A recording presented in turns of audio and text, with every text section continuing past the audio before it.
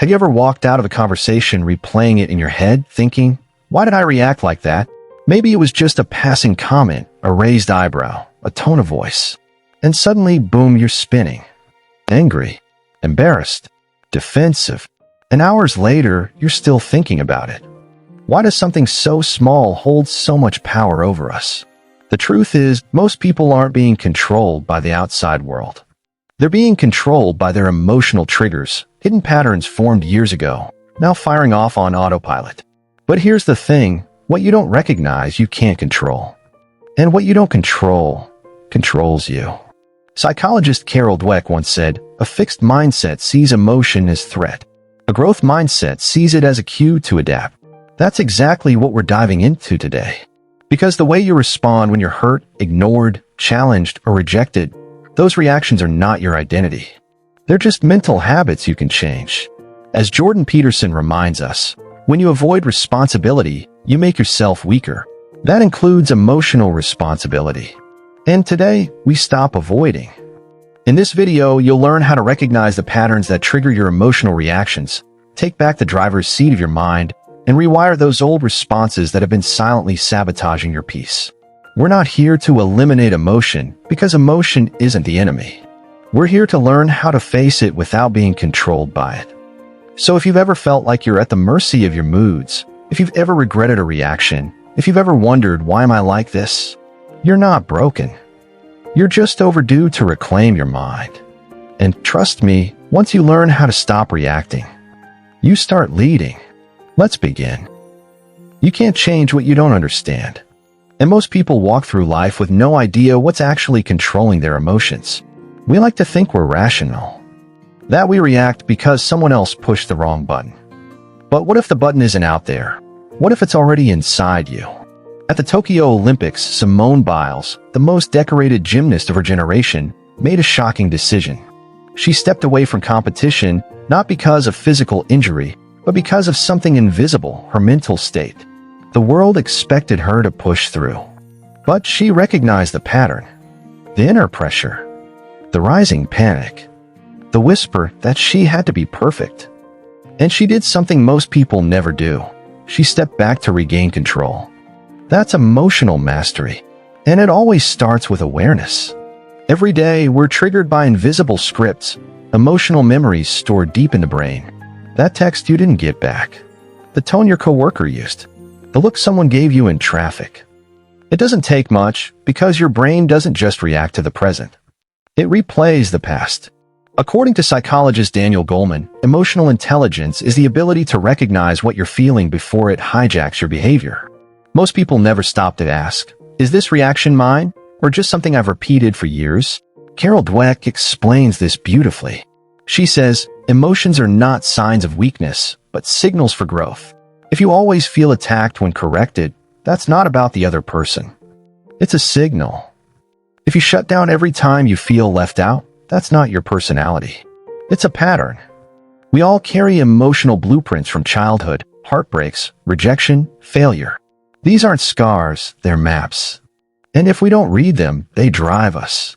Howard Schultz, the man behind Starbucks, grew up in a housing project in Brooklyn. Looked down on. He watched his father break bones on the job with no healthcare, no protection. Howard didn't just carry that pain, he almost let it define him. But somewhere along the line, he recognized it. The anger, the inferiority, the feeling of being less than. And instead of reacting to the world with resentment, he transformed that emotion into vision. He used his history not as a weight, but as fuel. Now here's where it gets deep. Sadhguru, a teacher of inner engineering, once said, "You are not your reaction. You are the space between the impulse and the action." That means you are not the panic, not the jealousy, not the rage. You are the one who notices it, the one who can choose to do something different. Let's pause here.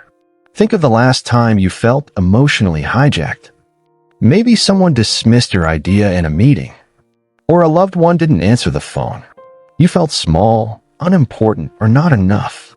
But did you stop, even for 5 seconds, to trace the origin of that feeling? Here's a powerful practice. Write down 3 moments this week when you felt triggered. Then ask yourself, what did I feel? What story did I tell myself? Is that story even true? That's how you begin to break the cycle. Anthony Bourdain, known for his brilliant mind and raw honesty, once said that the real demons weren't on his plate. They were in his mind. Despite his success, he spoke openly about battling emotional patterns he never fully understood. The lesson? Achievement doesn't silence your triggers. Awareness does. And awareness grows with choice. That's what made Keanu Reeves so admired, not just his acting, but how he handles tragedy. He lost his daughter, then the love of his life, then his best friend. But you never see Keanu explode in interviews. You never see him spiral on social media. Why? Because grief didn't become his identity. He found the stillness between emotion and action. This chapter isn't about fixing your emotions. It's about finding the space between them. It's about recognizing that your reactions don't define you. They just reveal what needs healing. As Jordan Peterson teaches, confront the dragon when it's small. The dragon isn't out there. It's the unchecked emotion inside you. Now, here's your moment. Right now, yes, now take a breath and ask, what's one trigger that shows up in your life again and again? Name it. See it. Don't fight it, just face it. Because when you learn to recognize the pattern, you stop being its prisoner, and you start becoming the author of your next chapter. You can't steer your life if you're not holding the wheel. And most people, they're riding in the back seat of their own minds. They wake up and instantly react to the news, the inbox, the traffic, the people around them. Everything and everyone becomes a trigger. And slowly, without realizing it, they start living from the outside in. But emotional power doesn't come from reacting. It comes from deciding deliberately how you want to respond. Actor Denzel Washington has faced more public pressure than most of us ever will. In Hollywood, he's had to navigate racism, criticism, and media noise for decades. But you don't see him explode. You see focus. You see calm. He once said in an interview, "I'm very careful about what I let into my spirit." That's not luck. That's mental leadership. And leadership starts inside. Psychologist Carol Dweck explains this with her work on growth mindset. She says that when we believe we can change, we start acting differently.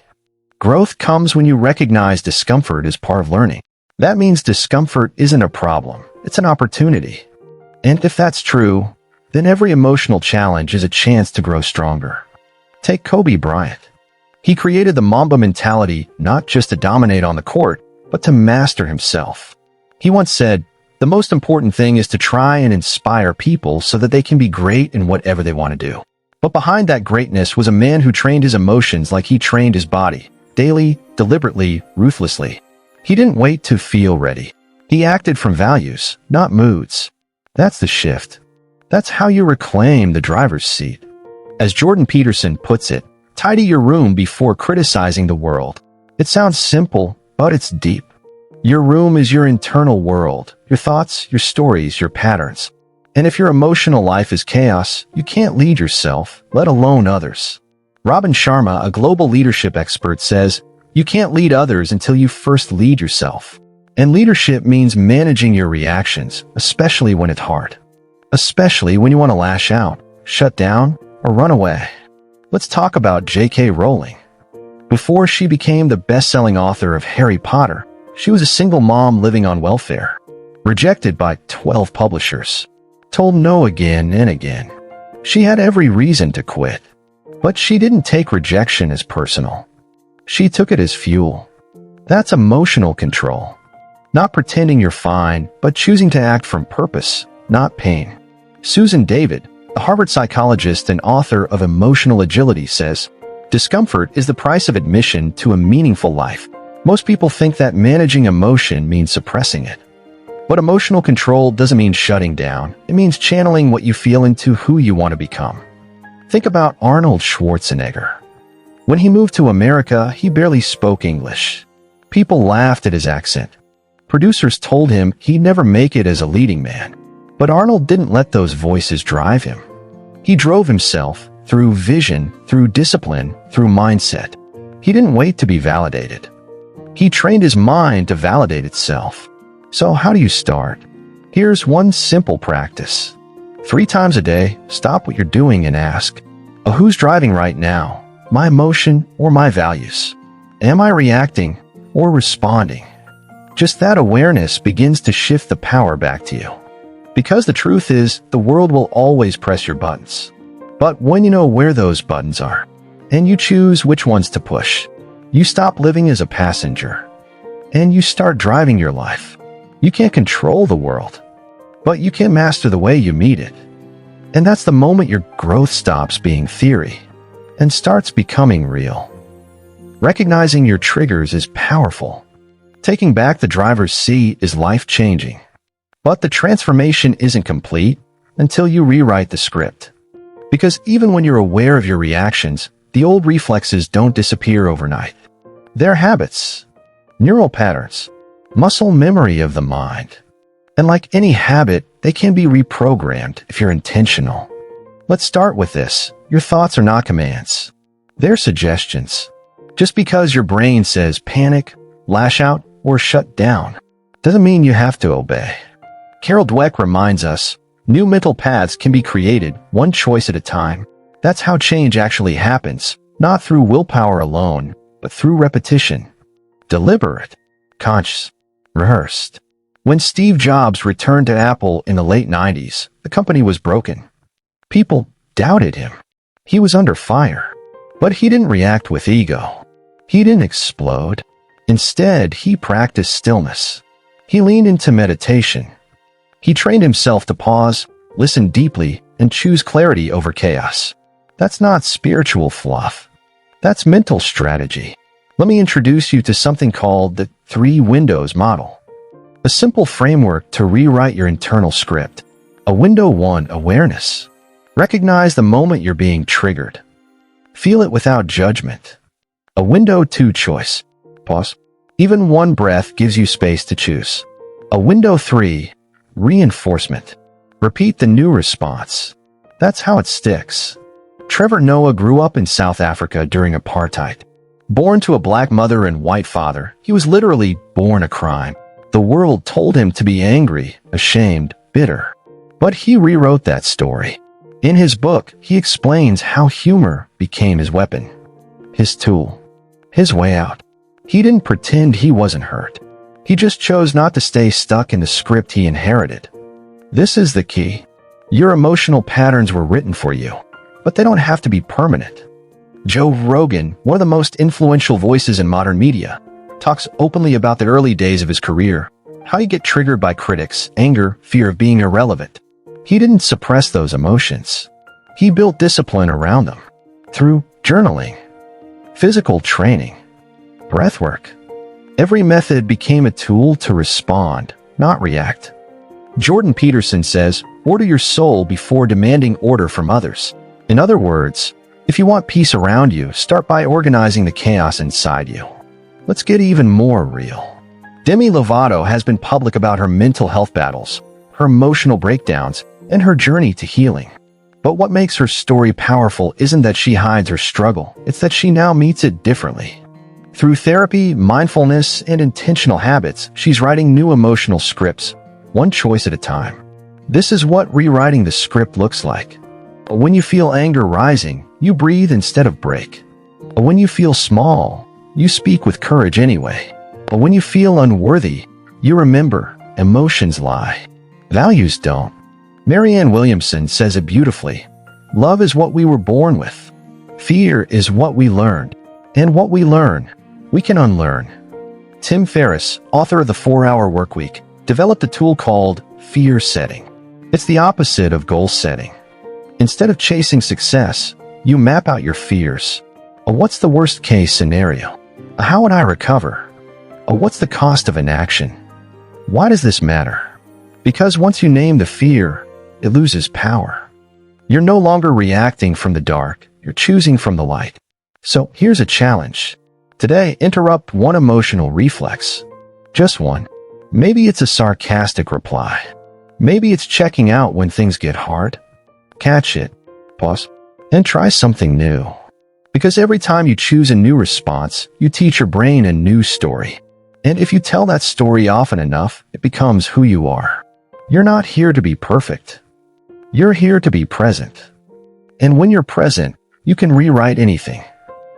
You've come a long way. You started this video curious, maybe even frustrated.